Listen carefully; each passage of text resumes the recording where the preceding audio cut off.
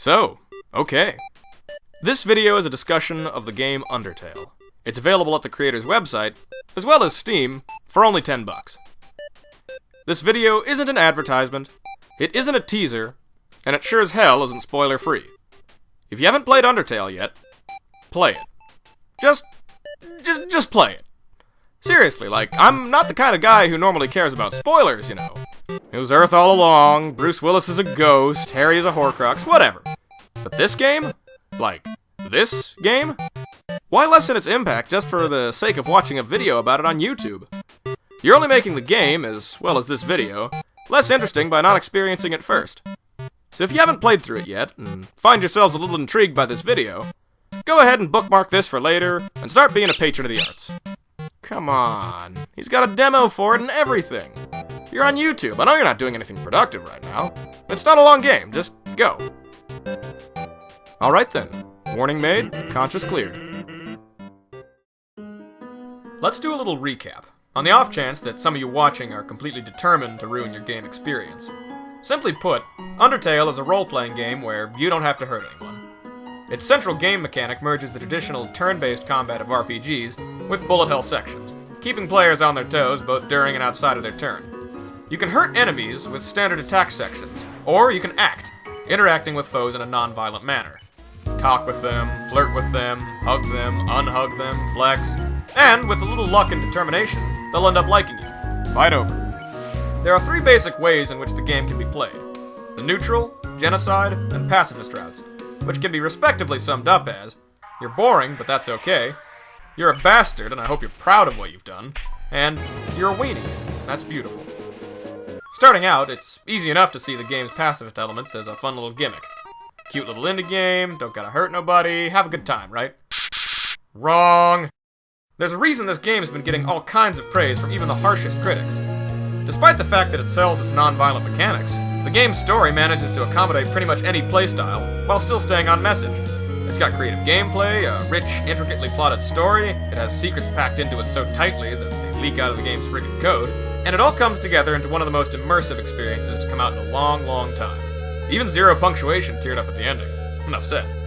But what exactly is the significance of Undertale's storytelling techniques? What does it do to engage players so much? Where did this tender little RPG come from? Now, since the ending you get is based on personal choice, I figured I'd change things up a bit and have some of my friends join me to give their own feelings about a specific ending. I'll take the neutral route, then Peach with the pacifist ending, and finally AJ will examine the genocide route. Everybody say hi. Alright, let's get this show on the road.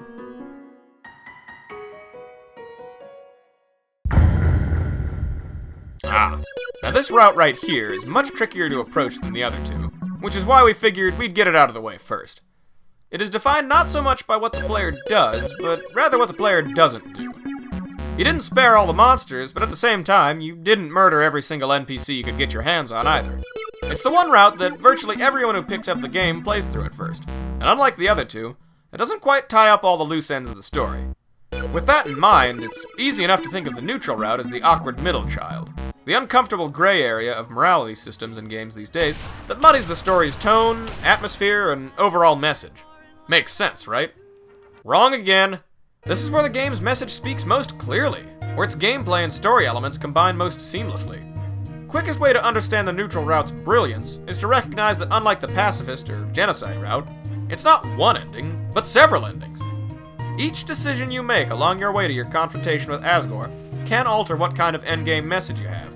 And even before the game ends, your actions have a qualifiable impact on the story.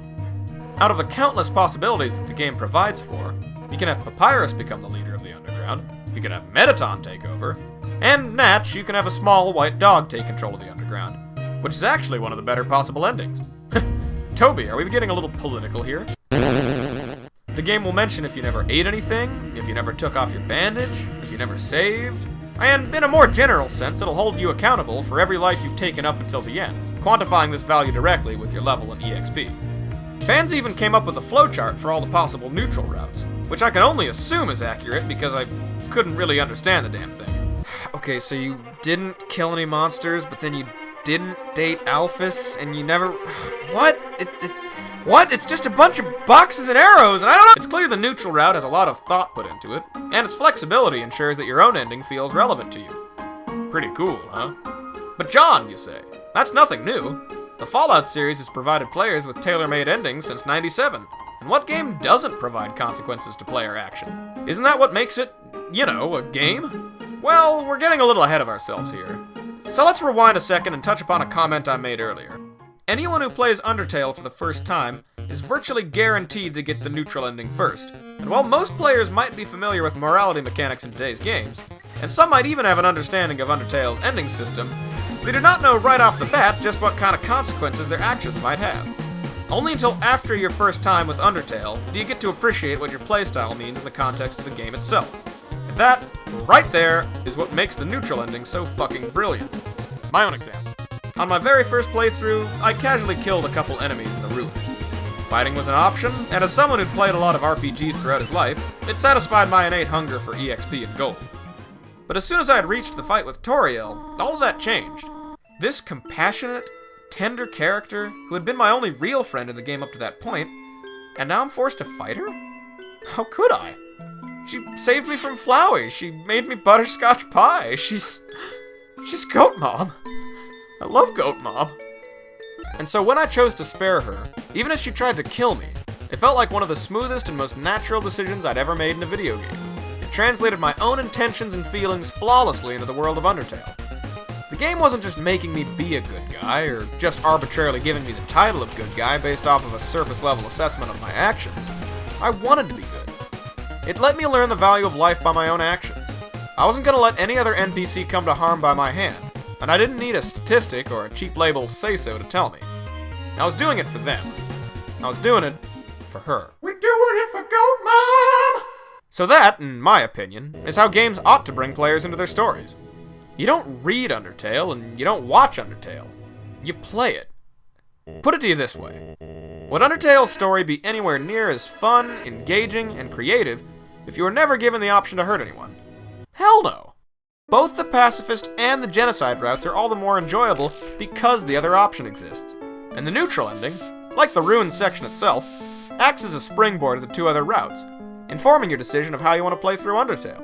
You're not sparing people because good ending. You're sparing people because you think they're worth sparing. You like them. Or...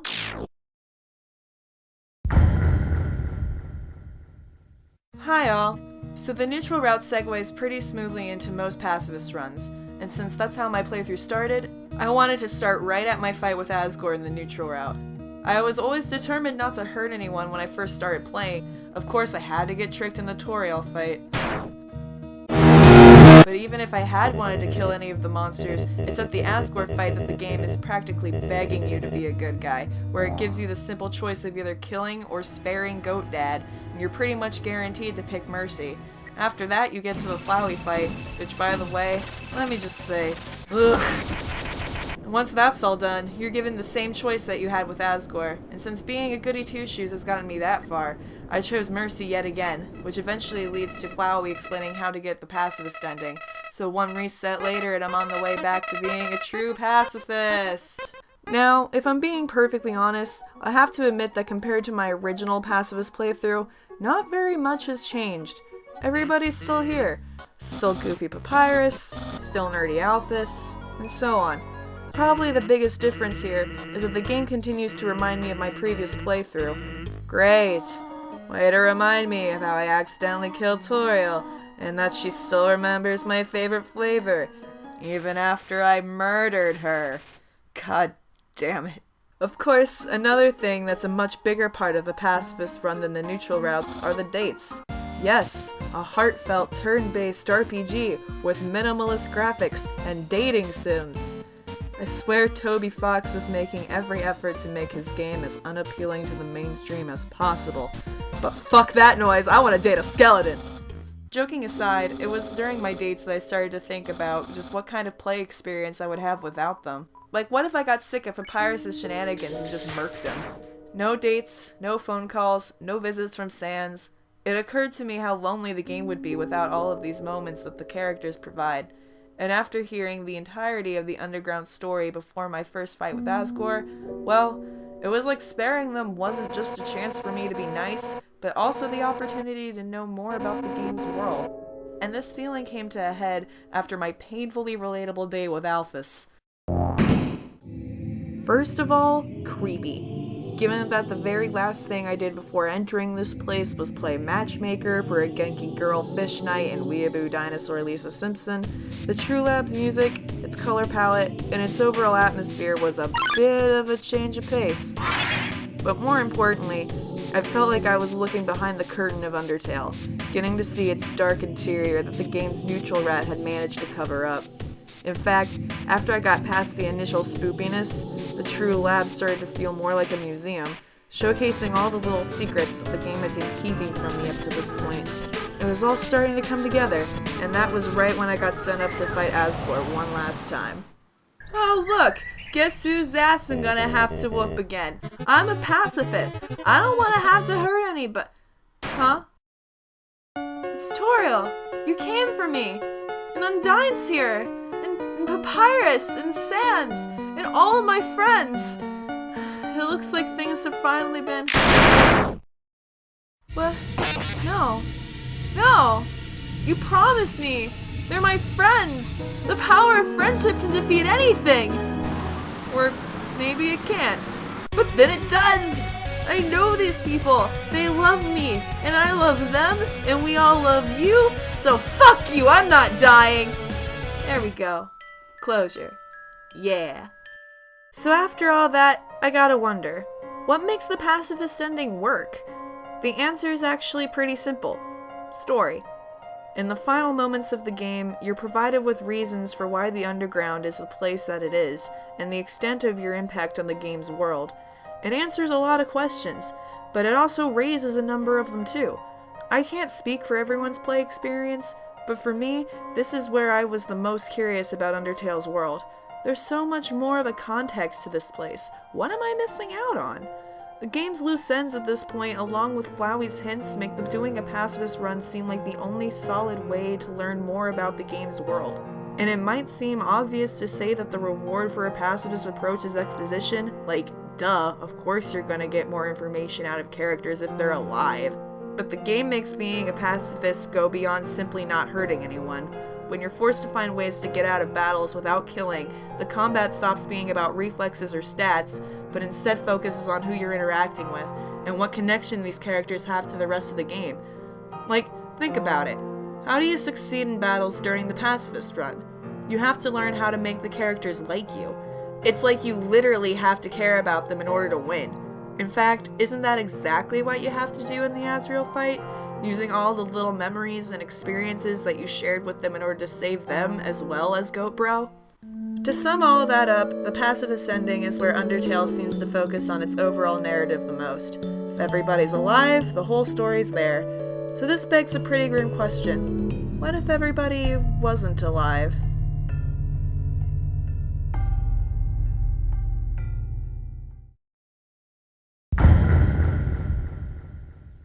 Still with us? Good. So while my friends and I have all played through this game several times, neither of them have been able to play it all the way through the Genocide Row. Yeah, like we're the ones with the problem here. Hey now, I'm not a bad guy because I wanted to play through it this way. I mean, the combat is fun. I wasn't going to let some imaginary character's feelings get in the way of enjoying solid gameplay mechanics, so Genocide Bound I was. Before I got started though, I wanted to come up with at least some kind of rationale for my playstyle. My thought was, well, they're just a kid. They're in a completely unfamiliar place in which the very first thing they interact with tries to kill them. For all they know, everybody in the Underground is as mean and as tricky as Flowey. Frisk would never want to get caught in that kind of situation again. So I had to toughen them up, and with my RPG experience, I did what I always do. Some good old-fashioned grinding. Until... yeah, that happens. It definitely put a strange pit in my stomach. There were always things to fight. Things didn't just go away. But never mind all that. I'm just adventuring, just a kid lost in a new place where everything wants to kill me. All except the people who think they're tricking me into believing that they don't want to kill me, but I wasn't fooled. I knew what they were trying to do. But Toby didn't want me to be able to think that way. The Genocide route changes everything. The music is a little off. The towns are abandoned, and that fucking kill counter. I get it, I'm supposed to feel bad about what I'm doing. But for me, the gravity of my decisions didn't really set in until, well, the Undyne fight. Here's where my original rationale seriously began to fall apart. The dialogue, the music, Undyne jumping in front of that kid. These monsters aren't terrible, bloodthirsty murder machines, just flawed creatures that I've been murdering en masse. Everything about this fight makes it obvious that Undyne isn't the boss here. I am. After Undyne the Undying, the only justification I had left to keep going was simple curiosity. A curiosity that would be replaced with...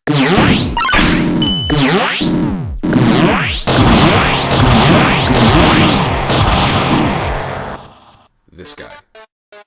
And despite that sudden difficult intro into the battle, the easiest enemy in the game, 1 damage? Oh, okay, that's fine. But he's sparing me? That's, unexpected. Sure, why not? Oh god, why? That hurt. Not only did I get dunked on, but Sans managed to get into my head, tricking people so they let their guard down. That's my thing, what I had done my entire playthrough. And that's when it hit me. Just like in the Undyne fight, the game hammers into you the fact that you are no longer the hero. Sans only has 1 attack and 1 defense. He never gained any love or EXP, unlike me. If I hadn't gained any love, I would assume that I would only be able to deal 1 damage too. I would be considered easy from an outside perspective. He's attacking me not only because he wants to see me stopped, but because he has no choice. But after facing down Sans and tearing through both Flowey and Asgore in a fashion that only the Genocide playthrough can deliver, we're introduced to a new character named Chara, the original human to fall into the underground before eventually dying of illness and becoming this guy. Chara explains that your grinding for love, EXP, and gold was all their doing. Their love, their EXP. This, needless to say, was a bit of a shock, even after hearing what EXP and LV stood for. See, I spent a lot of time playing RPGs in my life. I've done your Final Fantasies, Golden Sun, Secret of Mana, so on. And they all taught me, you gotta get to level 99, you gotta get that ultimate weapon. It always felt worth my time to sit down and grind my way up to be the very best character I could be. So to have a game like Undertale take my knowledge on how to succeed at these types of games and corrupt it in such a way that I'm the bad guy for doing what I've always thought I was supposed to, right there is where, in my opinion, Undertale's use of the medium really shines.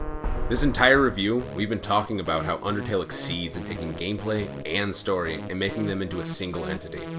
This kind of use of the medium separates it from, say, a choose-your-own-adventure book, and the direct actions I choose do of course affect the story.